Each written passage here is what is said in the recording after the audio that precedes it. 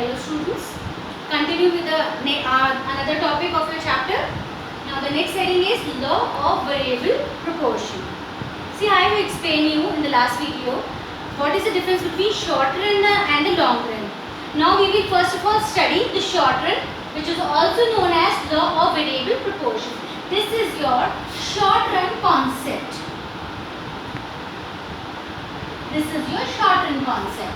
And the short run, how the production is there and what are its effects. Let's see in this law. As in the economics, whenever we talk about any law, their assumptions are also there. Let's see what is the law of variable proportion and what are its assumptions.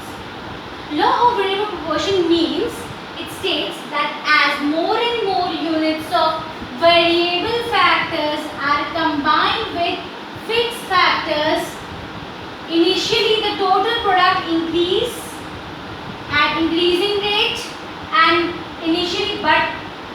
eventually it will increase at diminishing rate. Means production will increase all the time. As more and more labor and your raw materials are added to your fixed factors, it will increase every time. But in starting it will increase at increasing rate, then it will increase at diminishing rate. I will explain you afterward with the help of a table and diagram also. Now let's see what are its assumptions. Assumption, first of all, in this law, assumption is whatever the technology we are using, means that is your plant and machinery, it will remain unchanged. It means it will remain constant. Second, fixed factors remain constant whereas variable factors changes. Your fixed factors are not changing, your plant and machinery is not changing. Only and only there is change in your variable factors. As I have told you, what is variable factors? Variable factors means raw material and your labors. In third point, ratio between fixed and the variable will remain constant. Whatever the ratio are, let's see, 1:10. The ratio is 1:10 to produce 100 cars. To produce 100 cars, the ratio is 1:10. If the company wants to produce 200 cars, then ratio will be same. Now the ratio will be 2:20. When we solve it, we get 1:10 again, and so on it will goes on. Now it will be 3:30, 4:40. It will go like this. This is how ratio between fixed and variable remain constant between law of variable proportion condition. Whereas the fourth point, variable factors are homogeneous and equally efficient. Here we keep as that your homogeneous, that your labor is, their efficiency is same. One labor is producing 10 units, then other labor is also producing 10 units. That is what homogeneous is. Homogeneous means same. It will remain same for whole production labor in a short-run concept. Moving further on the topic, let me explain you law of variable proportion with the help of a diagram and a schedule. Let's see first of all what is the schedule of this thing. In this schedule, I have assumed, because it is a short run, I have assumed that land is constant, whereas labor is increasing one by one, 1, 2, 3, 4, 5, 6, 7, 8. Let me take one example. TP is increasing like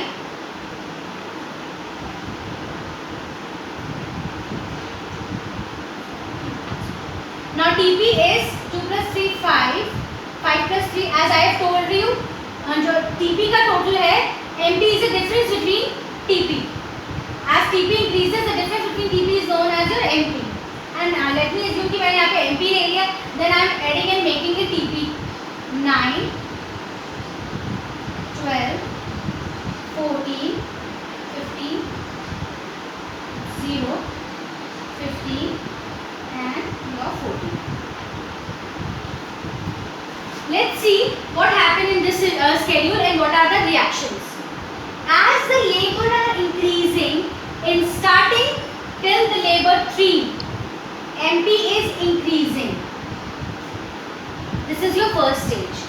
In the first stage till labor 3, your MP is increasing 2, 3, 4. Whereas afterward, point 4, MP starts diminishing till 0. Means from 4 you will take like this and you will mark till 0.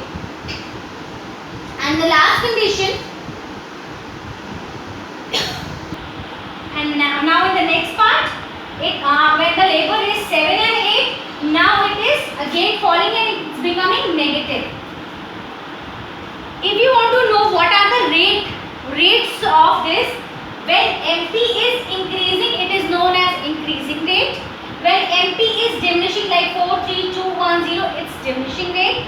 And now it's become negative, so that is your negative rate. These are the rates. And this is how we will form a 3 stages in law of variable proportion. When your TP is increasing at increasing rate, it is known as increasing return to factor. Increasing return to factor. This is your stage 1.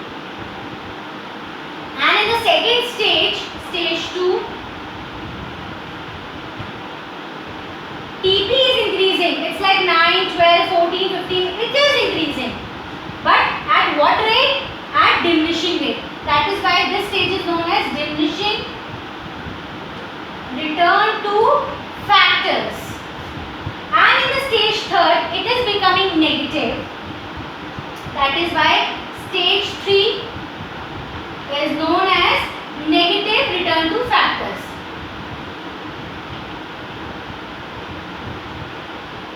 It is your negative return to factors.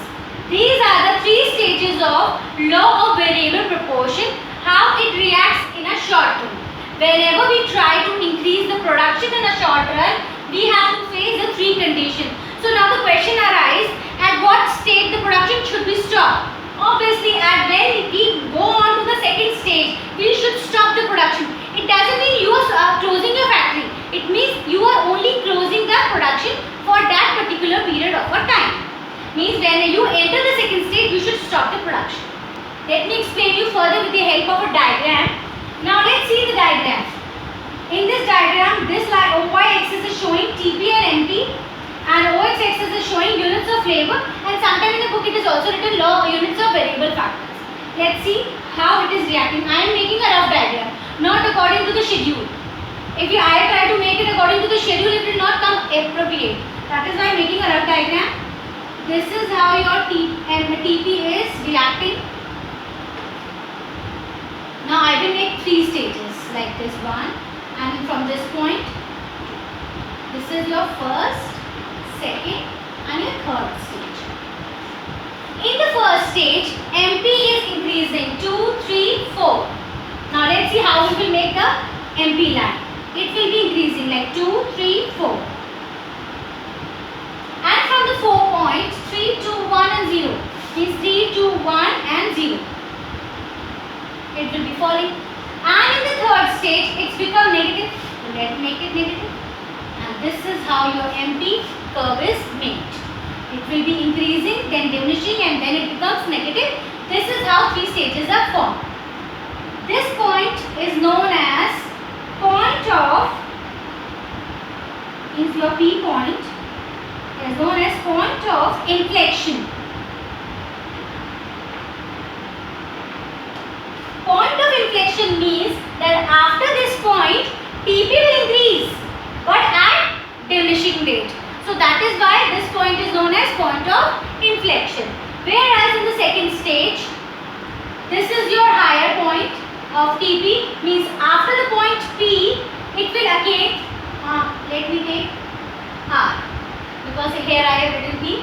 After the point R, TP will be falling and it will become negative. And this is how third stage is formed. This is your schedule, and this is how you make a diagram in law of variable proportion. Let me explain you what are the effects and causes of these 3 stages. Means what will the effect in your stage? Increasing return to factors, then diminishing, and then your negative returns to factors. Okay. Now the first cause is causes of increasing return to factors. In the first cause, why there is increasing return to factors in the first condition? Because of the fuller utilization of the fixed factors. Your first point is fuller utilization. As in, you can see in the table also, your land is fixed, whatever the level is. Let me explain you with the help of, not with the factory example, let me explain you with the help of a land of a farmer. Let's take there is a land of one farmer. Okay. Now farmer has a son, he has 2 sons. Now the work is done by 3 sons or 2 sons. Now how many people are there? 1 and 2. That is your 3. Now 3 people will be going to work in this land. Let me divide like this. Now when there is only one farmer, how much work he can do? Up to a limit only. Now he cannot utilize the fixed factors. So when we add more and more factors, that is your labors, it will increase your production as 2 sons are also there with the farmer. Now the production capacity of this land will be more. Let's see, this farm is producing 10 tons of wheat. Now when the 2 sons entered in this farm and they started to work over the farm, now the production increased to 150 tons. So this is what is. When in the first stage, as the labor increases, your capacity of production increases. That is what increasing return to factor is, and we are fuller utilizing of fixed factors in the first stage. Whereas the division of labor between your fixed factors and variable factors is also there. Means between both of them we are dividing properly as ratio remains constant, but when we are adding more and more labor, it becomes specialization as they are working and they become specialized in the particular field, and due to which division of labor is very good in till when the labor is 3. These are the first 2 causes of increasing return to factor. And now the causes of diminishing return to factors. First is disturbing the optimum proportion. Here the disturbance of optimum proportion means that is the ratio. Ratio between fixed and variable is now disturbed. How it is disturbed? This is what the ratio is. Now when we enter in this condition, that is 1:4 condition, when the labor is 4, now TP is increasing, but per head availability of goods by the new labor is decreasing. Now see, with the entry of one more labor, where last time it was 4, now it is 3. This is what disturbing the optimum proportion means between the fixed and the variable factors. Now when we add more and more labors, the ratio between these two will add less and less output. Means when in the 7th level, there will be no addition in the output. In this condition, when there is ratio between fixed factors and variable is 1:5. Now the production with the entry of one more labor is 2. In this condition, it's 1. And now it's become 0. So that is what it is. Disturbing the optimum proportion between ratio between fixed and variable proportion is disturbing. Whereas the next point is imperfect substitutability of production. Means now it's time when you want to produce more in that factory only, then it's time to buy a new factory rather than to increase more labor in it. Let me explain you an example with the farmer only. Farmer with a 3 son, they were producing 150 tons. Now more laborers are added. Now let's see, उनके भी बेटों के आगे बेटे हो गए and उसी land के और बंटवारे हो गए. So what is there? जरूरत थी, पता चला एक बेटे के और 2 बेटे हो गए और टुकड़े हो गए. इस तरीके से करते करते यहाँ पे भी और डिस्ट्रीब्यूशन हो गया. कंडीशन क्या है? एक लैंड के 6 डिस्ट्रीब्यूशन हो गए, 6 हिस्से हो गए. Now what will be the effect? जरूरत थी उस फार्मर को या उस फैमिली को एक नई लैंड की, और उन्होंने क्या किया? उसी लैंड के और डिस्ट्रीब्यूशन कर दिया. So imperfect substitutability of production. Imperfect substitute हमारा सही नहीं है. Means यहाँ पे हमें लेबर का सब्स्टिट्यूशन नहीं करना चाहिए था. We should add more fixed factors. Everybody clear? Now move on to next heading. It's negative return to factor. That is your third heading. Let's see in the third stage, that is your negative returns. When one more labor is added, you are getting the results in negative. Now your MP is negative. Let's see what are the problems we face. Causes, what are the causes? Now it's overcrowding. Here overcrowding means more labors are added and it will create overcrowding. We have to give salary to all of them. So it will create a problem. As more labor are there, per head salary should be there, but production is not increasing. So these will be the effects of negative returns to factors. And second point, management problem will also arise. अब हर चीज को manage करना possible नहीं है. As I have told you in this table diagram, it is divided into now 6 parts. Let's see. Now it's 8 part. 1 lakh is divided into 8 parts. Is it possible to manage all the things? एक family में एक ही business के 8 टुकड़े हो जाएंगे. आप क्या notice करते हो अपने आसपास? It will started problems over there. वहाँ पे लड़ाई झगड़ा पर head, availability of the goods, उसके प्रॉफिट्स, इन सब को लेके प्रॉब्लम शुरू हो जाएगी. And most important thing, we can not manage all the things in this situation. So these were the two causes of negative return to factors. It will create overcrowding of variable factors, and it's not possible to manage these numbers of people in such a small land. Okay, everybody clear?